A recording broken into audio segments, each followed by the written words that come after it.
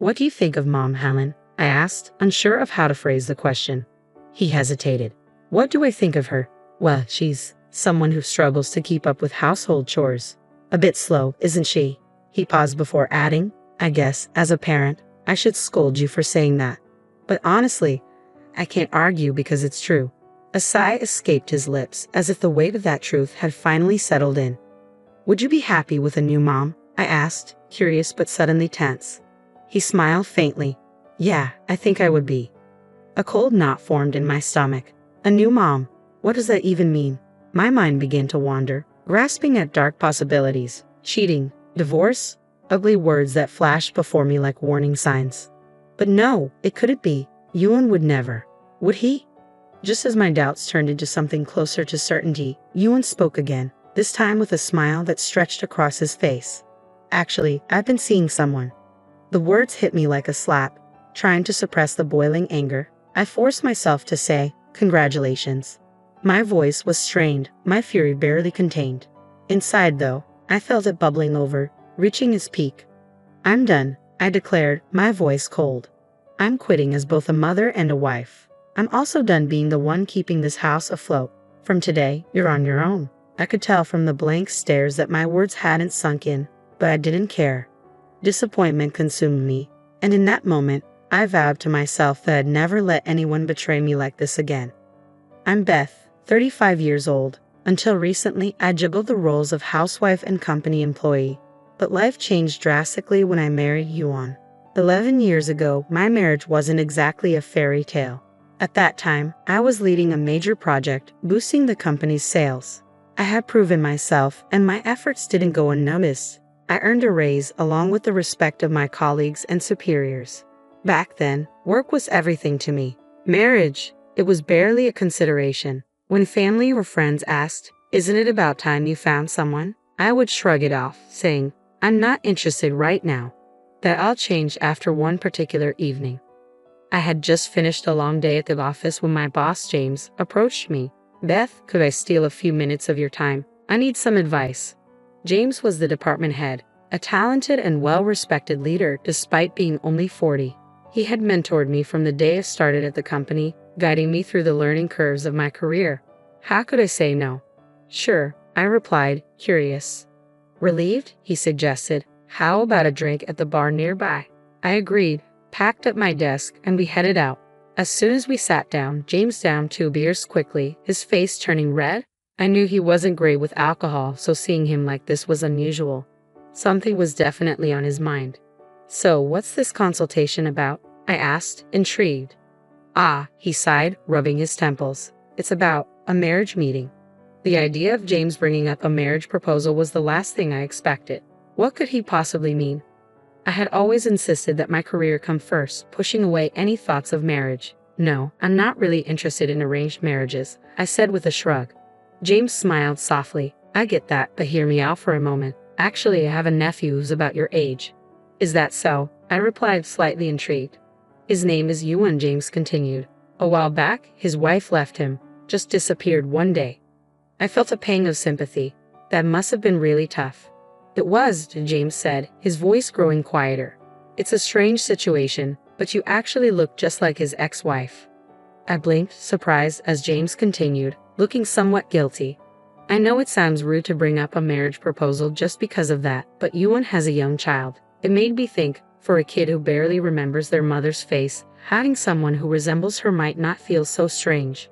I could see the logic, even though it unsettled me. A child, after all, needed a mother figure. And here I was, single, around the right age, and apparently resembling the woman who had abandoned them. James wasn't really asking for me to marry Yuan. He was asking me to fill that void, to step into a motherly role. It made sense, but it also felt wrong. I was appalled. My feelings, my individuality, had been completely overlooked. But I understood why James approached it as a consultation. He wasn't pushing me, just trying to find a solution for his nephew. After all, I had never even met Yuan. How could I give any kind of answer? I understand what you're saying, I replied carefully, but since I don't know Yuan, I honestly don't know how to respond. James nodded, looking thoughtful. Yeah, I get that. That's why I wanted to talk to you first. Actually, I've already spoken to Yuan a little, and I was wondering if you might be willing to meet him. Just once. I wasn't interested in marriage, but James had always been someone I respected, and I wanted to help in some way. After thinking it over, I agreed to meet Yuan. Just once. A few days later, the meeting was set. Yuan had arranged for us to meet at a high-end restaurant.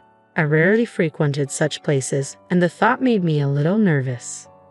Good evening, a clean-cut man greeted me as I arrived. He had an air of confidence and politeness about him. Good evening, I replied. You must be Yuan. That's me, he said with a smile. I'm glad to meet you. My uncle has told me a lot about you. Yuan was tall and slender, dressed impeccably in a suit that made him look like he had just stepped out of a fashion magazine. He escorted me to our table, and we spent the evening talking about everything under the sun. To my surprise, he never once mentioned anything about me resembling his ex-wife. Instead, he was genuine and kind, and I found myself drawn to his straightforward personality. As the evening wore on, I realized I was enjoying his company more than I had expected. After that dinner, we started seeing each other more often, and before I knew it, my feelings for Yuan had deepened. Then, one day, Yuan invited me back to the same restaurant where we had first met. We enjoyed a quiet, elegant dinner, and as we finished our meal and sipped wine, something cold touched my lips. Take a closer look, Yuan said with a playful smile. I looked down at the bottom of the glass, and there it was, a sparkling diamond ring rolling gently against the glass. Yuan reached for my hand. Beth, through all our conversations and time together, I've come to deeply love you, he said, his voice steady but filled with emotion. I smiled, overwhelmed. Yes, I replied. Yuan hesitated for a moment, then spoke again. You might have heard from my uncle that you resemble my ex-wife. I nodded, feeling a small ache of hurt but remaining silent, waiting for him to continue. But he added, his gaze softening as he looked into my eyes, my love for you isn't based on something as superficial as that. It's you, Beth, everything about you that I've fallen for. And in that moment, any doubt I had melted away. I'm truly drawn to your inner self, Yuan confessed, his face slightly flushed. Whether from shyness or the wine, I wasn't sure. So, if you're willing, would you marry me? Yuan had always been a gentleman in our dates, sincere in his words, always showering me with compliments. I had spent my life focused on my career, but in that moment, I realized there was more I wanted. I had desires beyond my work, desires as a woman. Yes, I'd love to, I replied softly. I accept. And so, Yuan and I got married. As a condition of our marriage, I was asked to quit my job and become a housewife. It wasn't that I didn't feel some regret about leaving my career behind, but I wanted to support Yuan as his wife, so I agreed. Life settled into a peaceful rhythm. Yuan was now my husband, and his daughter Helen became part of my daily life. It could have been a story of a simple, happy family, but life always has its unexpected turns. 11 years into our marriage, things began to change. Yuan's demeanor shifted. He became irritable, quick to anger over the smallest things. Perhaps it was the stress of work, but the man I had fallen in love with seemed to vanish, replaced by someone who raised his voice at every minor dissatisfaction. This, I told myself, was part of life. I bore his outbursts in silence, continuing to fulfill my role as a housewife. But soon the problem wasn't just Yuan's behavior. Helen, once sweet, now began to verbally abuse me as well. Whenever I tried to discipline her, Yuan would intervene. Don't be so harsh, he'd say, dismissing my concerns. It's your fault for not managing the house better. With her father's approval, Helen's insults grew worse, especially when he was around. I had thought it was just a phase, but her cruelty became relentless. One day, I asked her to clean her room. She didn't move, instead looking at me with disdain. Mom should do it, she retorted coldly. I brought this up to Yuan, hoping he would help, but he barely listened, showing no interest in parenting. You're the one raising her this way, he said, brushing off my concerns. Being a housewife must be easy. You don't even have to work. Just take care of the house. His words cut deep. It had been Yuan who insisted I leave my career, and yet here he was, diminishing my efforts as if my work at home meant nothing. When I tried to express my frustration, I was met only with sarcasm. You should only start complaining once you can actually do the housework properly, he sneered. Even after 10 years, you're still useless. My patience was wearing thin, no matter how hard I tried. My love for Yuan and Helen faded a little more each day. I felt trapped in a cycle of disrespect and neglect. As long as their attitudes remained unchanged, this situation would continue. I felt sorry for James, who had introduced us, but it seemed there was nothing left to be done. Despite my best efforts, I remained the target of constant criticism from both my husband and stepdaughter, and my heart grew colder with each passing day. I had always done my best to fulfill my role as a stay-at-home mom, but it seemed that time had finally caught up with me. One weekend, as I walked from my room to the bathroom, I overheard Yuan and Helen talking in the living room. I initially thought it was just more of their usual complaints, but I couldn't help but listen in. "What do you think about Mom?" Helen asked. "What do I think about her? She's slow and can't even manage the household chores properly," Yuan replied. "As a parent, I should probably scold you for saying this, but I can't argue because it's true." Their bluntness made me sigh involuntarily. But what came next was even more shocking. "Would you be happy if we got a new mom?" Yuan asked. "I would be happy," Helen answered. "A new mom? What does that mean?" I wondered, my mind racing with unsettling thoughts. Words like cheating and divorce swirled through my head. Though I didn't want to believe Yuan capable of such betrayal, my suspicions quickly solidified into reality. "Actually, I'm seeing someone," Yuan announced with a broad smile. The audacity of him discussing his affairs so openly with his daughter was beyond anything I could have imagined. This was a far cry from the Yuan I had once known. "Do you remember the woman who was with us the other day? Karen, she's really beautiful. I'm dating her now," Yuan said proudly. "What? Really? Congratulations," Helen replied, her seemingly innocent smile now appearing sinister to me. My patience was wearing thin, but I managed to stay calm enough to record their conversation on my smartphone. As they continued to discuss the affair with evident joy, I realized that any love I had for them had vanished completely.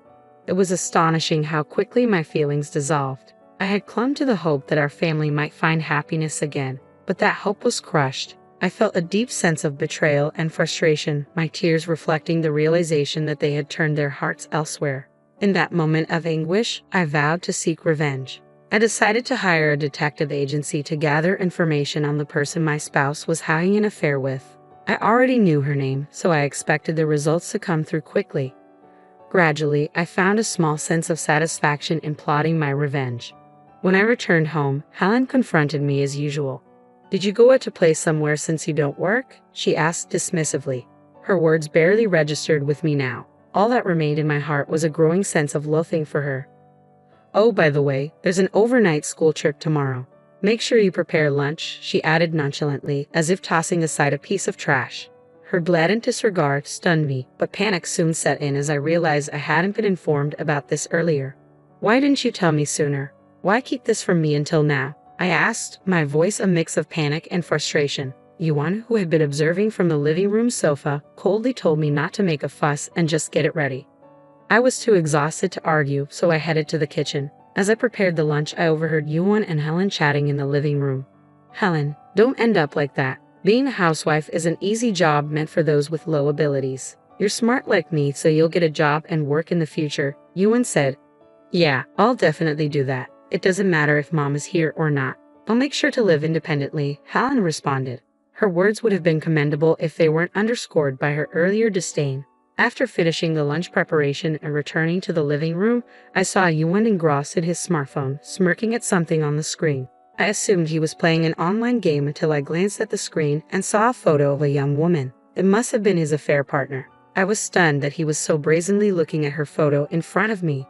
My husband's obsession with his affair partner and my daughter's continued scorn reached a breaking point. In a surge of anger, I abandoned cleaning up the kitchen and locked myself in my room. The sound of their criticism from outside was now background noise to my resolve. I had made up my mind to leave this house. It might have seemed like a rash decision, but once Yuan's affair was exposed, I knew I had to go. Tomorrow became the day I would finally leave. Yuan and Helen no longer mattered to me. I announced to Helen, who was getting ready for school, and Yuan, who was dressing for work, "I'm quitting my roles as a mother, wife, and breadwinner today." With that, I confidently walked out of the house. They seemed stunned by my words, but it no longer mattered to me. I drove to my parents' house, which was a bit farther away, with my car packed full of my belongings. The statement about ending my role as the breadwinner held special significance. Ever since Helen started elementary school, I had noticed that the living expenses Yuan provided were dwindling. It became clear that he was probably spending the money on games or gambling before it even reached the household budget. Realizing this couldn't continue, I secretly started an ID consulting business from home without informing Yuan or Helen. My prior experience as a career woman proved beneficial, and the business became successful.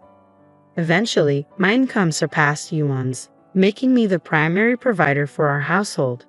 The day after I left, Yuan bombarded me with emails, likely recognizing that the account for living expenses was nearly empty. I had withdrawn all the money I'd earned just before I left. The depleted balance was his own doing, and I didn't see it as my concern. Unable to handle the situation any longer, Yuan showed up at my parents' house. When the doorbell rang incessantly, I checked the intercom and saw a visibly distressed Yuan. Reluctantly, I answered the door, concerned that the noise might disturb the neighbors. As soon as I opened the door, Yuan began apologizing. "I was wrong. Please, can we go back to how things were? The house is a mess without someone to clean," he pleaded, treating me like nothing more than a maid. His apology felt more like a contemptuous routine than genuine remorse. I was thoroughly disgusted.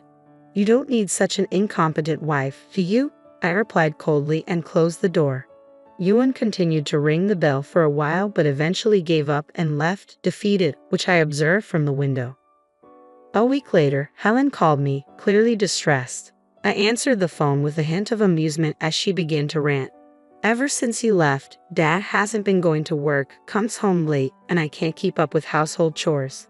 My clothes are dirty, and I'm being laughed at school," she complained. Despite knowing my actions were harsh, I saw it as a consequence of their own making. "So what?" I asked. "It's not a so what, it's all because you abandoned us and left. Come back," Helen demanded, showing no remorse, only anger and dissatisfaction.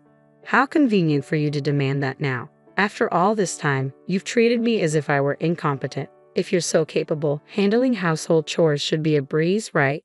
I retorted, leaving Helen speechless. "Do it yourself," I said bluntly and hung up. Helen tried calling several times afterward, but I blocked her number to avoid further calls. Just when I thought I had found some peace, Yuan arrived at my parents' house with Helen a few days later, looking worn out. Yuan tried to persuade me to return, citing their financial struggles. "You're working, so wouldn't you be okay?" I dismissed him casually, and he persisted in his attempts to convince me. I had lent all my money to someone in need, likely his affair partner. It was clear that he was still trying to deceive me, but I was more astonished than outraged to learn that he still felt guilty. The living expenses had suddenly vanished. "Did you take them?" he asked, admitting his wrongdoing but begging me to return even a small portion.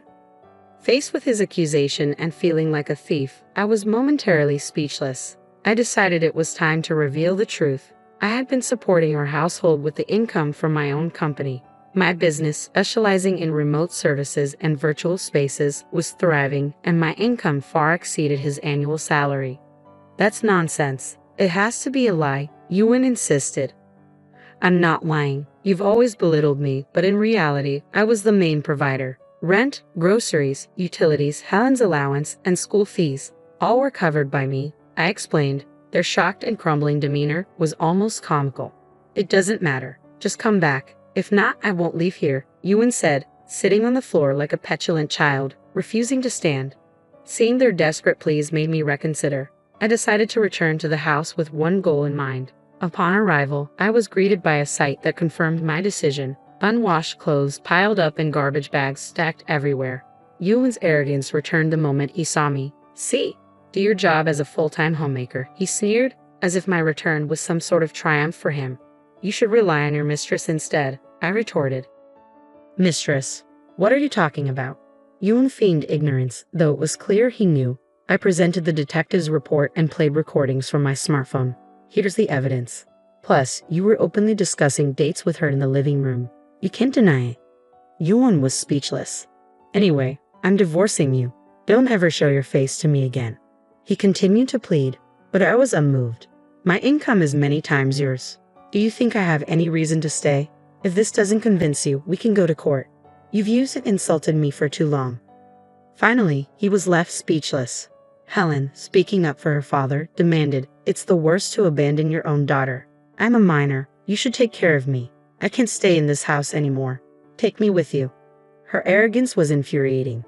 I firmly refused and decided to reveal a cruel truth. Helen and I were not blood relatives. We were complete strangers. Her shocked expression was almost satisfying. "What? I'm not your real mother. Your biological mother left, but Beth, your current mom, resembled her, and you took to her right away," I said, relishing her disbelief. "What? Dad, what's going on?" Helen's voice trembled with confusion. "Oh, your real mother ran away. Beth looked like her, so you accepted her as your mom," Yuan explained, though his words seemed half-hearted.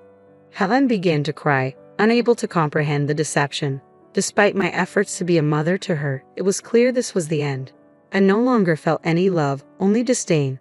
"You've always blamed me for everything. Fix it yourself," I said, and quickly left the house. After returning to my parents' home, they continued to contact me for a while, but I ignored them until the calls stopped.